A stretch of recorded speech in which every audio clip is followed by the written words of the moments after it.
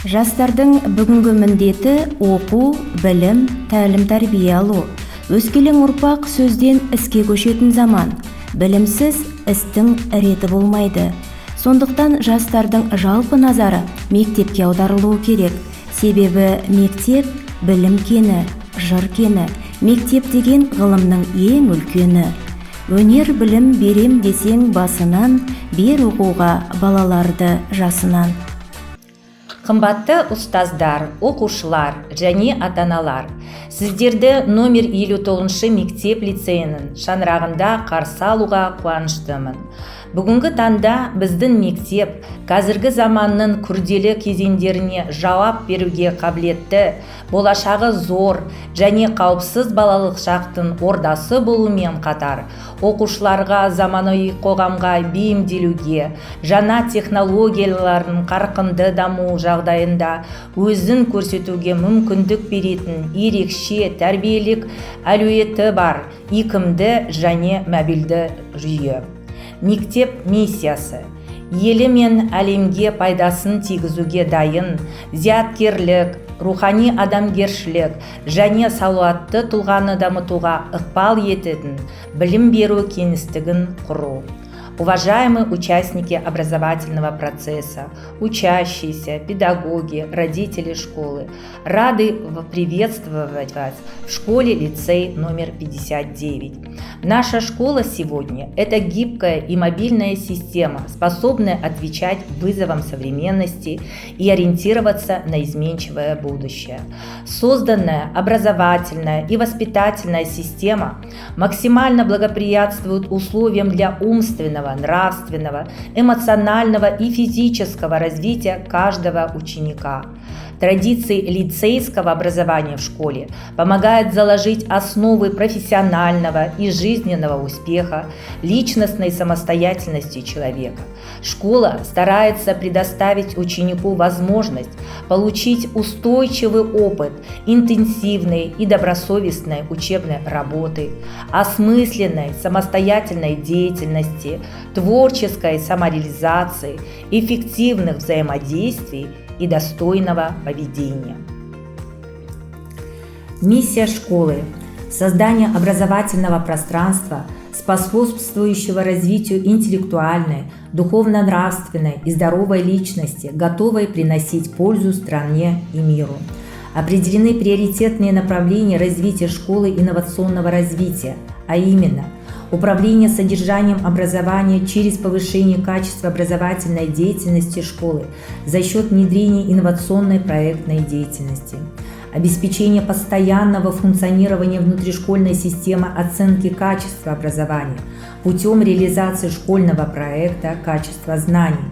Это серьезный педагогический анализ, реализация конкретных видений в учебно-воспитательной системе, это планирование, контроль и действия.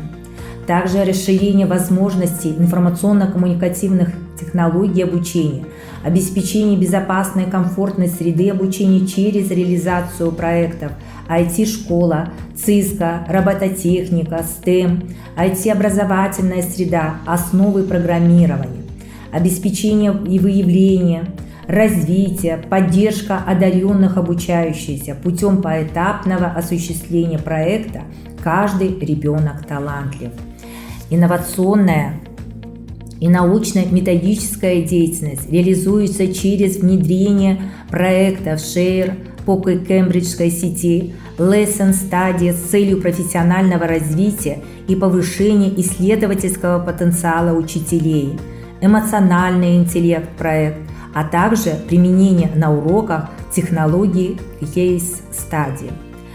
Обеспечение интеллектуального, духовно-нравственного и физического развития обучающихся путем внедрения и реализации проектов «Туган жер», «Алтын ұрпақ», «Эко-Асар», программы духовно-нравственного образования самопознания.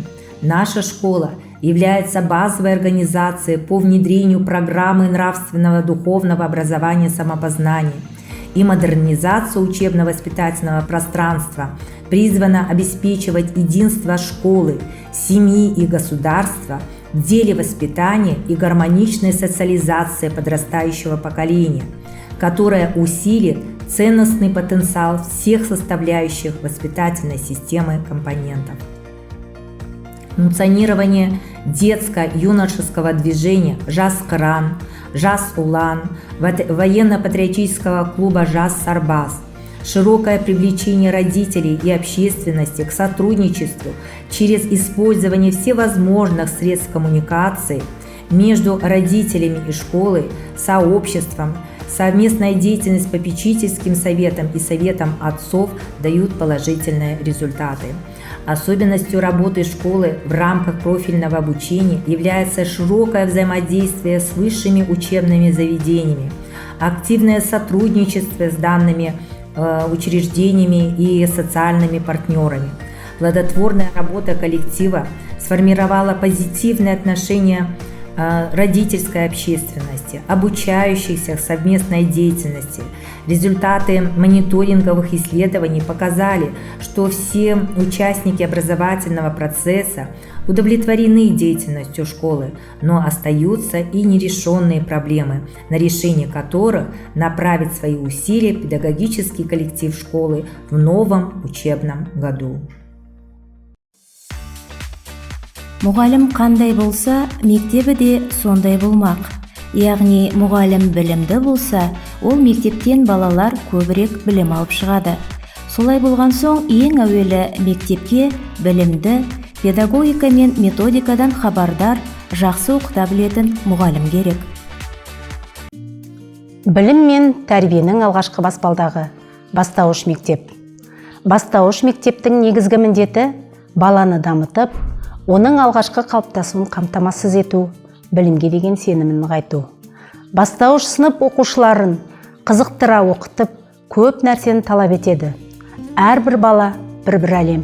Сондықтан біздің мектебіміздің ұстаздары сабақ үрдісінде түрлі әдіс-тәсілдерді және сонымен қатар платформаларды қолданады. Қазіргі таңда айтарлықтай оқушыларымыз зияткерлік жарыстарда бірнеше жетістіктерді қанжығасына байлауда. Ендеше осы жетістіктерді жүзеге асыратын басты тұлға ол ұстаз. Бұған дәлел мұғалімнің шығармашылық іс-әрекеті, шеберлігі, практикалық тәжірибесі айқын. Атап айтсақ, Алтын Сақа олимпиадасынан гран-при, зерде ғылыми жобада бірнеше жүлделі орындарға иеленді. Бастауыш сынып мұғалімдері сана эмоционалды интеллект, ертегі терапиясы, робототехника жобаларымен жұмыс жасайды. Робототехника курсы оқушылардың креативті ойлауына, стандартты емес шешімдерді тез қабылдауға, интеллектуалдық және шығармашылық қабілеттерін дамытуға арналған жоба. Бұл жоба біздің мектебімізде 2016 жылдан бастап жұмыс жасап келе жатыр. Робототехникаға деген оқушылардың қызығушылығы өте жоғарғы деңгейде. Жоба балаларды шабыттандырып, өз еңбектерінің нәтижесін көрсетуге септігін тигізіп, қалалық сайыстарда оқушыларымыз жүлделі орындармен оралуда. Мектебіміздегі робототехника курсы өз жалғасын тауып, біршама оң өзгерістер енгізетініне сеніміміз мол. Бастауыш сынып ата-аналары мектеп өміріне өте белсенді араласады. 2019-2020 оқу жылы ассамблеяның 25 жылдығына орай ата-аналар мен оқушылардың қолдауымен қуыршақтар көрмесі ұйымдастырылды. Нәтижесінде әр ұлттың ұлттық киімдермен жасалған қуыршақтар міне алдарыңызда. Бастауышта бірнеше жоба жұмыс жасайды. Соның бірегей қазақ биі, қазақ әндері, 9 құмалақ жобалары. 1-4 сынып оқушылар арасында тегін жүргізеді. Білім басы бастауышта қаланар, білім менен әлемге жол салынар демекші. Біздің оқушыларымыздың жетістігімен айтарлықтай мақтануға болады. Сәлеметсіздер ме? Негізгі білім беру ұйымы өзін-өзі тану бөліміне қош келдіңіздер. 2013 жылдан бастап эксперимент алаңы болып ашылған. 2014 жылдан бастап пилоттық жобаға ендік. 2018 жылдан бастап осы күнге дейін өзін-өзі тану негізгі ұйымы болып бекітілдік. Біз 5 бағыт бойынша жұмыс жасаймыз. Олар оқу үдерісі, тәрбие үдерісі, ата-аналармен жұмыс, сыртқы ұйымдармен және сыныптан тыс жұмыстар. Сонымен қатар бізде мынандай кабинеттермен жасақталған: сүйіспеншілік, нұрлы әлем, нұр шашу, ғылыми әдістемелік кабинеттері және бірнеше оқу кабинеттері. Дәстүрлі тақырыптық сыныптан тыс іс-шаралар абсолюттік рухани адамгершілік құндылықтарға негізделеді. 1-4 сыныптар арасында ертегілер әлемі театр қойылымы жобасы, 5-11 сыныптар арасында өзін-өзі тану сабағы бойынша жоба күнделігі жұмыстары. Сыртқы ұйымдармен іске асырылған жұмыстарын айта кететін ерекшелігі жалпы адамзаттық құндылық барысында Таиланд елімен тәжірибе алмасып, Арт Онг Джумсайы мырза нөмір 59 мектеп лицейінде халықаралық семинар өткізіп, өз авторлық мектебіне шақырды. 2018 жылы мамыр айында біздің мектеп Таиланд еліндегі авторлық Сатия Сай мектебінде меморандумға келісімге қол қойып, тәжірибе алмасты. Тәжірибе алмасу осы күнге дейін жалғасын табуда. Осы сөзімді Сара Алпысынаның мына сөзімен аяқтағым келеді. Өзін-өзі тану әлемінде әр баланы керемет, рухани күш иесі деп қуаттандырсақ, жүрегі нұрға толы, жан-жағына шуағын шашып тұрған мейірімді адал адам тәрбиелетіміз сөзсіз.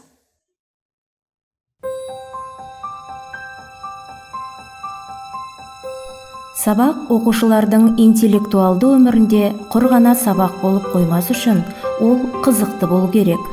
Осыған қол жеткенде ғана мектеп оқушылар үшін рухани өмірді тілеген ошағына, мұғалім осы ошақтың құрметті иесі мен сақтаушысына, ал кітап мәдениеттің баға жетпес қазынасына айналады.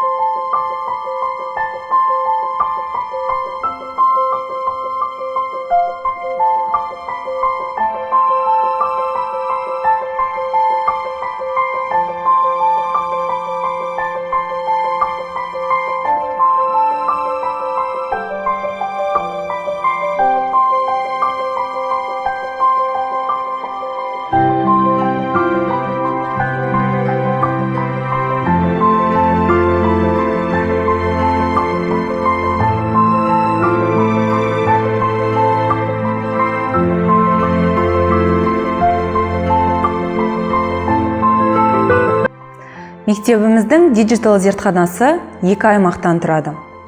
Көріп тұрғандарыңыздай коворкинг орталығы және оқу сыныбы. Коворкинг аймағында түрлі мектептер жұмыс жасайды. Мысалы, бағдарламалау мектебі, робототехника мектебі және жас инженерлер мектебі. Бұл аймақта қолданушыларға арнап сымсыз интернет желісі Wi-Fi орнатылған. Оқушылар кез келген уақытта қызығушылықтары бойынша роботтар жинап, код жазады. Жобалық жұмыстарымен айналыса алады. Жаңа идеяларын жүзеге асырады.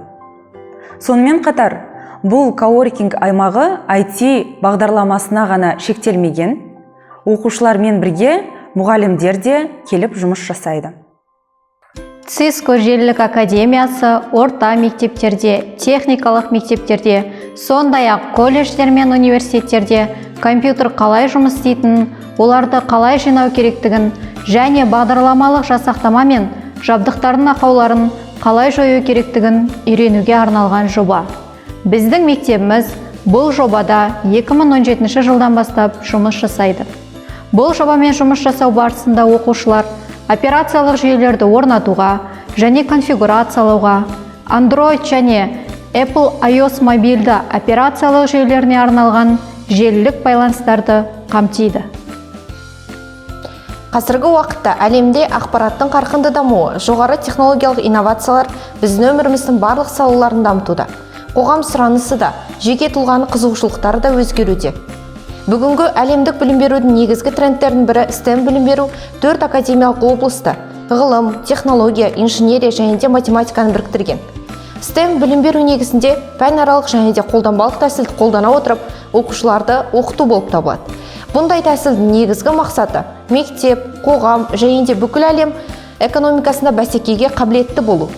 Пәндерді оқыту барысында теориялық біліммен ғана шектелмей, меңгерген теориялық білімді басқа да пәндермен ұштастыра отырып, практика жүзінде жобаларды жасау және де модернизациялау барысында қолдану және де бекіту болып табылады.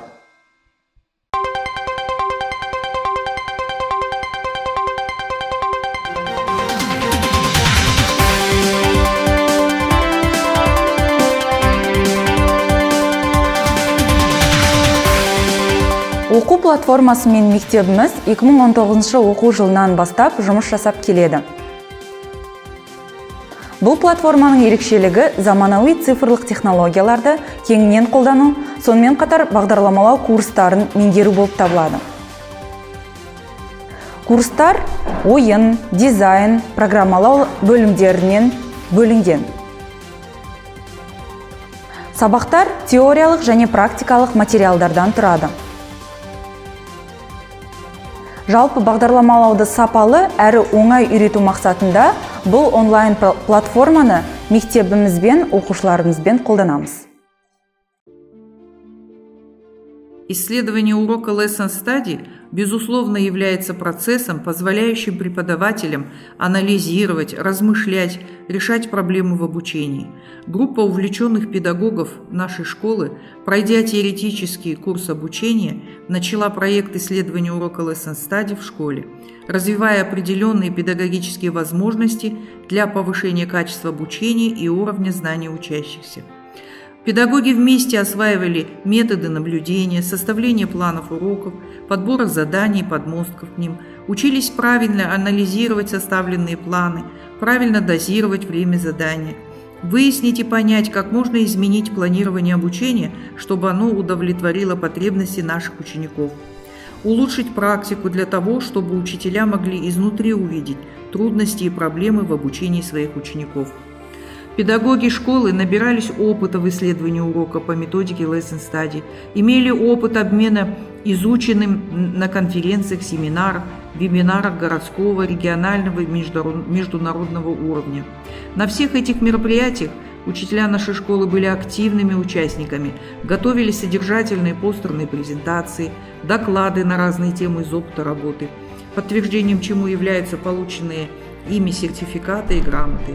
На данном этапе апробируется проведение исследований урока в формате дистанционного обучения, для чего используются различные IT-платформы и другие возможности интернета. К чему же мы пришли, чего добились? Освоены и применяются новые педагогические технологии, в том числе и IT.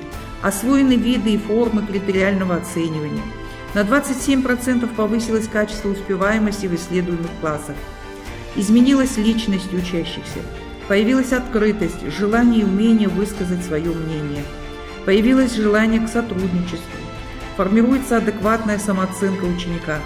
Повысилась мотивация к обучению. Главное, что стало понятным для педагогов, занимающихся исследованием урока Lesson Study, что правильное наблюдение и подробный детальный анализ урока – основа достижения успеха поставленных целей и задачах на уроках Lesson Study.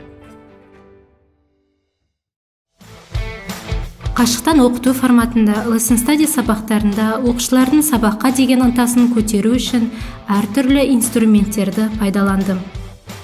Мәселен, оқушыларды топқа бөлу кезінде флиппити және сократив инструменттерін пайдаландым. Жаңа тақырыпты түсіндірген кезде Edpuzzle инструментін, тақырыптарды қорытындылаған кезде Quizzes, Zipgrid және де тағы да басқа инструменттерді пайдаландым. Осы инструменттерді қолдану барысында оқушылардың білім сапасы 86%-ға жоғарылады. Қайырлы күн. Мектебімізде Кембридж желісі бойынша Шея инновациялық жобасы енгізілді. 2019 жылдың желтоқсан айында іс-тәжірибе алмасу мақсатында Кембридж университетінің білім және инновациядағы реформа факультетінде өткізілген семинарға қатыстық. Exen Research әрекетті зерттеу жобасына қатысуымыздың себебі мектебімізде шешуін таппай жатқан проблемалар баршылық. Солардың бірі оқушылардың сабаққа деген қызығушылығының, білім сапасының төмендігі. Бұл педагогикалық ұжымның алдында тұрған үлкен кедергі. Алдымызда оны қалай шешуге болады? Не арқылы шешеміз деген сауалдар тұрды. Соған орай мектептегі оқу сапасын жақсарту және мұғалімдердің кәсіби құзыреттілігін жетілдіру, білім беру саласындағы тәжірибе бойынша зерттеулер жүргізу мақсатында Шея Хаб тобы құрылды. Бүгінгі таңда 5 координатор, 30-дан астам волонтер зерттеу ісімен айналысуда. Сонымен қатар мектебімізде Шея Хаб тобына арналған кабинет ашылды. Онда жобаға қатысты әдебиеттер мен бейнематериалдар техникалық құралдармен жабдықталды. Іс-әрекетті зерттеуге мұғалімдердің дұрыс көзқарасын қалыптастыру мақсатында дәстүрлі жиналыстарға ұқсамайтын еркін әңгіме алаңын ұйымдастырдық. Оқушылардың бойына тәуелсіз елдің ұланы ретінде тарихын білу, қастерлеу, мақтан тұту сезімдерін қалыптастыру мақсатында қазақ халқының тұңғыш президенті, елбасы Нұрсұлтан Әбішұлы Назарбаевтың өмір жолы, туып өскен, оқып білім алған, қызмет еткен жерлері туралы мағлұмат беретін көрнекті зал 2016 жылы мектеп директоры Жұмабекова Алма Алтынханқызының бастамасымен ашылған болатын. Аталған залда түрлі кездесулер, сабақтар, басқа да іс-шаралар өткізіледі. Тәуелсіз еркіндікте өмір сүруге біз қалай жеттік? Кімдер арқылы жеттік? Тарих бетіне үңілсек, ғасырлар бойы ата-бабамыздың қасық қаны қалғанша аянбай күресіп, елім, жерім деп, ұрпағыма деп бізге тәуелсіз мемлекетке қол жеткізді. Бұл зал тарих беттерінен сыр шертеді. Келешек ұрпақты абай мұрасымен тәрбиелеу қай уақытта да маңызды. 2018 жылы ашылған Абай атамызға арналған зал бүгінде оқушыларымыздың ең сүйікті орнына айналды. Абайдың аңсаған толық адам білімі мектеп табалдырығынан басталады. Өсе келе зердесіне ұялайды, әрі қарай өмірлік ұстанымын айналады. Аталған зал Абайдың қара сөздерін, афоризмдері мен өлеңдерінің тәрбиелік мәнін терең ұғыну үшін пайдасы зор. Мектептің көптеген іс-шаралары, мәнерлеп оқу, дебат пен сайыстардың осы Абай залында өтуі заңды құбылыс. Елорданың төрінде орналасқан мектебімізде 2019 жылы ашылған атақты ақын, көрнекті қоғам қайраткері Сәкен Сейфуллиннің өмірі мен шығармашылығынан жан-жақты әрі толық ақпарат беретін кабинет ашылды. Оқушылардың әрқайсысы ақынның сыр сандықты ашып қара сырласым, сым пернені басып қара жарласын деген өлең жолдарының сырын ашуға құштар. Білім беру барысында оқушылардың танымын арттыруға, көрнекті ақынның қазақ әдебиетіндегі алатын орнын тануға әсері мол.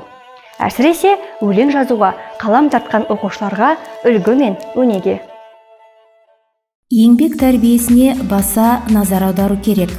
Еңбекке тәрбиелемей тұрып, балаға дұрыс тәрбие бердім деп айту екіталай. Көркем еңбек қыз балаларына арналған кабинеті. Бұл жерде оқушыларды еңбекке, ұлттық нақыштағы бұйымдар жасауға баулаймыз. Көркем еңбек сабағына сай суреттер саламыз, сәндік ұлттық бұйымдар жасаймыз, тоқимыз, тігеміз. Оқушылармен жұмыс барысында негізгі бағытымыз жүнмен жұмыс. Оның ішінде құрғақ жүн және дымқыл жүн техникасын қолданамыз. Ата-бабамыздан келе жатқан өнерді қайта жаңғыртып, өскелең ұрпаққа мирас етіп қалдыру мақсатында оқушыларға үйретіп жатырмыз. Қабырғада ілініп тұрған картиналар осы құрғақ жүн техникасымен орындалған оқушылардың жұмысы. Міне осындай жұмыстар мектебіміздің ішкі көрінісіне көрік беріп тұр. Және осы картиналармен біз әртүрлі байқауларға қатысып, жүлделі орындарға ие болдық.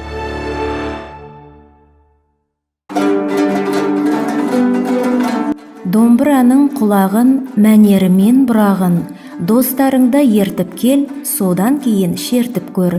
Досың ұйып тыңдасын, әнге қосып жырласын. Тамыл жыта күйге бас, содан кейін биге бас.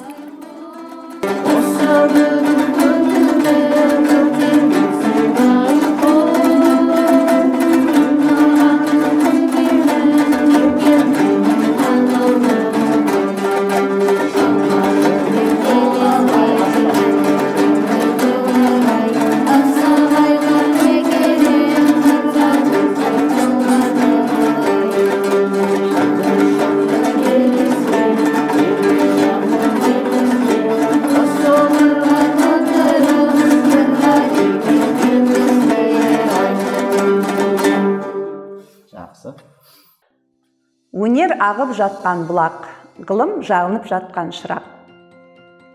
Әсем әнмен ән айту, тал шыбықтай мың бұралы би билеу, немесе нақышына келтіре күй тарту кез келген жанға бұйыра бермейді. Олай болса, Нұрсұлтан қаласы номер 59 мектеп лицейінде осындай дарынды балалар оқып жүр. Вокал және қор үйірмесінің жетекшісі ретінде өзімнің өнерлі балаларымды мақтаныш ете аламын. Олар Манарбек қызы Ақжібек, Хамзин Әділ, бірнеше дүркін республикалық, халықаралық, қалалық конкурстардың жүлдегерлері. Шаттық ашық қалалық конкурсының күміс жүлдегерлері. 2019 жылы халық әнін орындаудан арулар қыздар ансамблі Шаттық ашық қалалық конкурсында алтын медаль егерсе, орта буын балаларынан құралған хор үйірмесінің балалары қола медаль иеленді. Сонымен бірге вокал және хор үйірмесінің дарынды оқушылары Абудилла Нұрай, Райым Сұлу, Сайлекова Ақжыныс, Айтуған Айғаным, Райым Сұлу, Рахметов Бегарыс, Жұмабек Сабыржан бірнеше дүркін халықаралық, республикалық, қалалық конкурстардың жүлдегерлері. Олай болса, өнерлерің өрге жүзе берсін, өнерлі өрендерім демекшімін.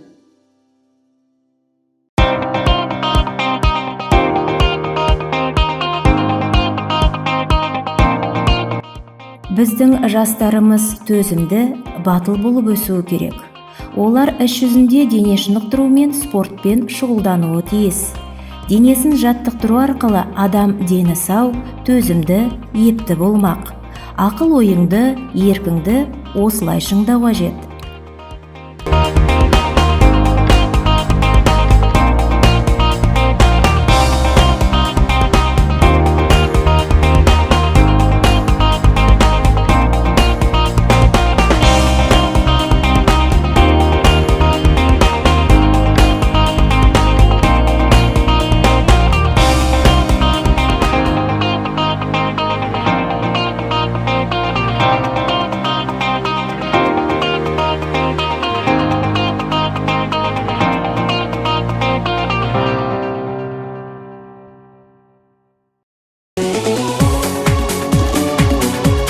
Еркін елде өскен ұрпақтың рухы әрдайым биік болуы тиіс.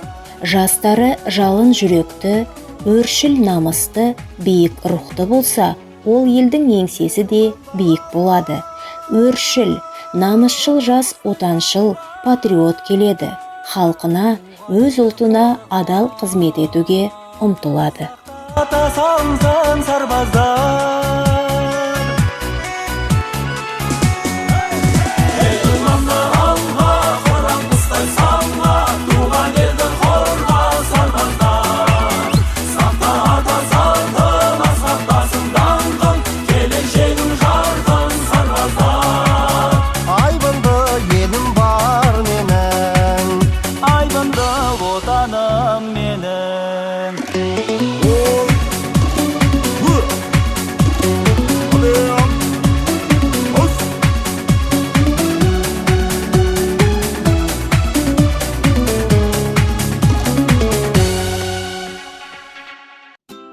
Оқушылар, алдарыңызда интерактивті заманауи атлас көрсетілген. Бұл атласты біз өзіміздің кейс-стади әдісінде осы атластың элементтерін алу арқылы біз сабағымызға пайдаланамыз. Бұл картада QR-кодтар көрсетілген. Осы QR-кодтарды сканерлеу арқылы біз сол мемлекеттің географиялық, демографиялық, саяси, экономикалық, геосаяси сол мемлекеттер жайлы барлық мәліметтерді ала аламыз. Және де сол мемлекеттердің ауа райы осы картаны сыныбымызға демонстрация жасау арқылы сол мемлекеттерді нақты көлемі жайлы және де ол мемлекеттер туралы қызықты мәліметтер және сол мемлекеттердің онлайн камераларына шыға аламыз.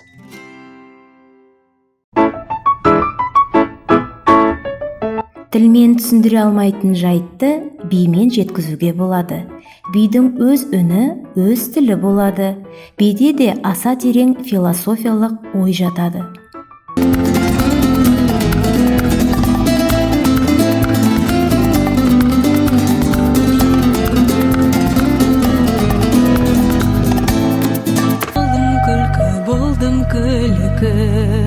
Айрылып қама жайдан отырғанда келеді, қай жерімнен ойын күлкі. Ау, қалилайым, милилайым, қама жай, алдым келем сәуле. Өнер білім бәріде, оқуменен табылған деген ұлы ағартушы, ақын, жазушы, педагог Ыбырай Алтынсарин атамыздың ақыл сөзі білім жинаудың маңыздылығы жайлы айтады. Әлем тарихына қарасақ, қоғамды қадам сайын дамытып, үлкен жетістіктерге жеткен адамдар білім құдығын қазбалаған тұлғалар. Сол тұлғаларға сай, болашақта жаһанды жаңашылдыққа жетелейтін күш білімді жас ұрпағымыз. Ал білім ғаламына есік мектеп есігі. Нұр-Сұлтан қаласындағы нөмірі 59 мектеп лицейі заманауи оқу орны стандартына сәйкес келетін мектеп болып саналады. Біздің мектепте ғаламның қыр-сырын меңгеріп, бойындағы бар білімін оқушыларына сіңіретін жақсы ұстаздар аз емес. Сонымен қатар, мектепті мақтан ететін спорт, ғылым, өнер салаларынан көптеген жетістіктерге жеткен оқушыларымыз да бар. Біздің мектебіміздің есігі сіздер үшін әрқашанда ашық. Келіңіздер, көріңіздер.